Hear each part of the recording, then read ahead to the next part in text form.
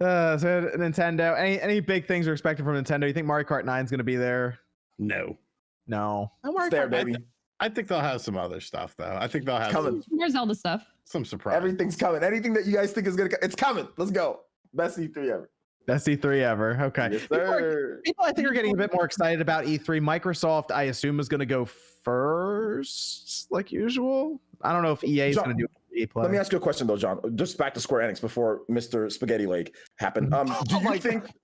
Do you think that Square Enix? What do you think about that? Because Trials of Mana 2 years ago, 1.3 million, very good for that game. That was good. Very, very, very good. Very good for that game. So, what do you think, man? There's got to be some type of classic franchise they're bringing back. You know, like it's time, right? Chrono Trigger, it's time. I think they were doing deals with Forever Entertainment as well, right? I hope the deal doesn't involve Chrono Trigger, but yeah, they are doing deals with them. I'm trying to think of what Forever Entertainment they're going to give them because I don't think they're going to give them Chrono Trigger. Like that's not a good idea. They'll give them like never ever put Chrono Trigger and Forever Entertainment in the same sentence again. But Nate, what is it? You saw how House Dead looks good. All right, come on. We saw a trailer. We don't know how it plays yet. They're on the come up right now. Okay. Yeah, because Hollow was so good. All right. So I feel like Forever will do one of their smaller franchises, like older legacy ones. So I could see them. I'm trying to think of something like what they do, like a Vagrant story, or I'm trying to think of like not the big Square Enix games, but like something like this, like mid tier. That's what I'm thinking they'll be doing. I don't think they're gonna be doing anything massive there. I think Chrono Trigger, they'll just do that in house if they want to do it. Like they're not Parasite Eve. That would be one I could see Forever actually doing. Yeah, I think Parasite. They did that other Square Enix IP. What was the Women Spies? What's it called? It was terrible. Fear Effect. Yeah, Fear Effect. Yeah. I could see them do Parasite Eve though. That's one that they could probably try to tackle.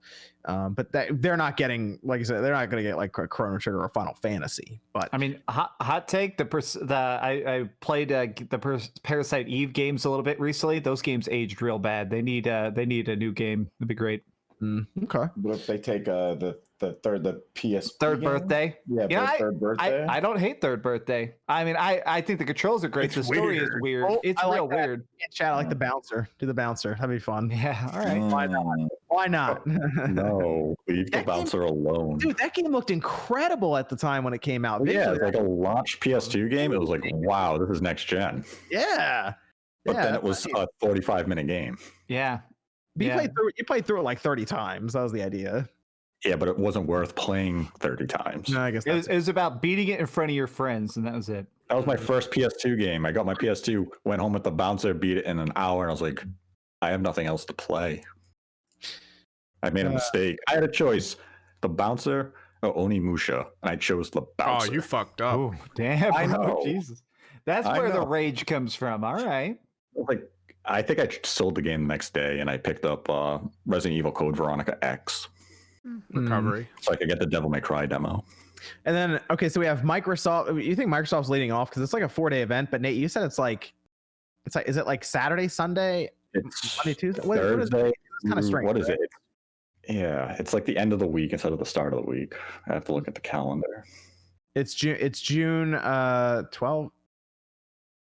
Yeah, see what the dates were there, because I thought you pointed it out. You're like, it's a little different than usual. Yeah. Because they're not going to have, obviously, they don't have to count for like the back half of the whole convention where they don't have presentations, but they have a lot of stuff happening on the show floor. 12th through the 15th, so it's Saturday to Tuesday. Okay, yeah, that's fine.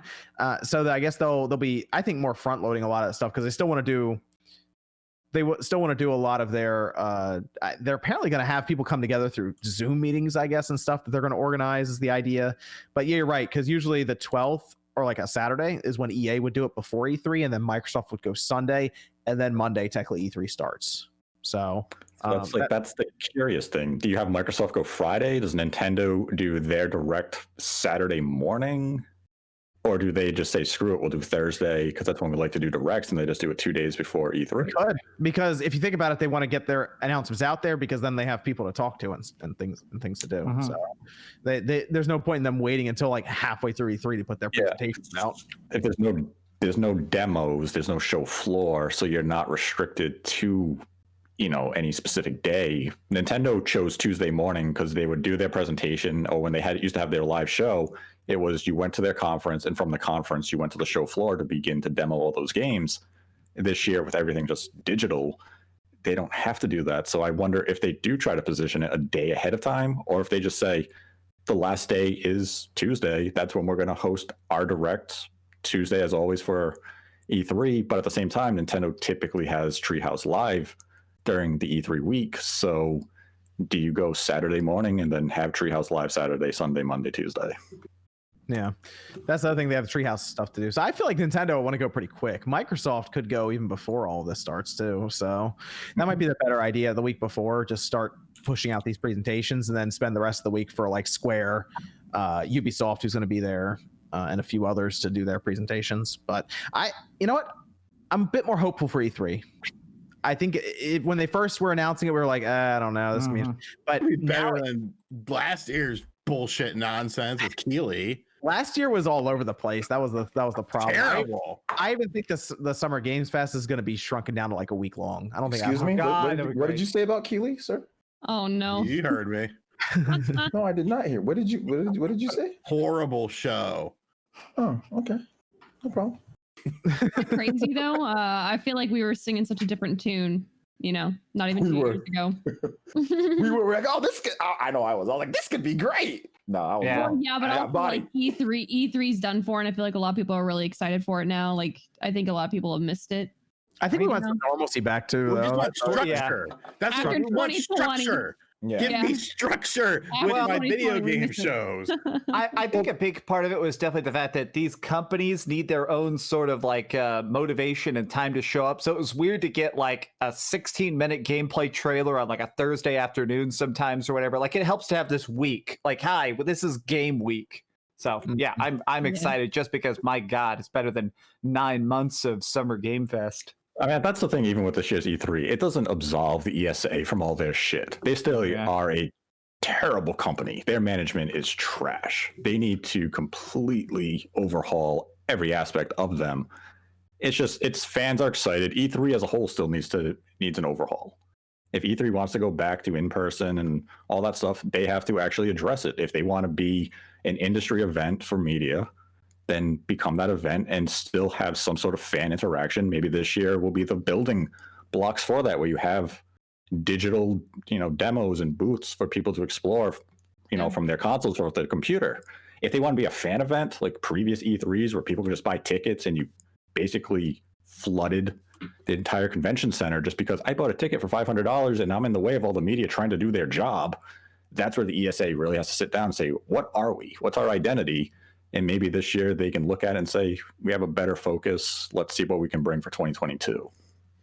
Okay. Well, I do think with what you're saying, Nate, I think that it needs to be structured better from the companies too. Like you can have fans there, but not enough people were doing separate lines unless it was like private behind the closed doors demo. They need to actually make it to where, hey, here's the media, here's this, and then here's the public type of deal. Like they were just mixing everybody together. When I went my last year going, they were just mixing everybody together, and I was like, well, this is stupid. But I want to take 1 second real quick.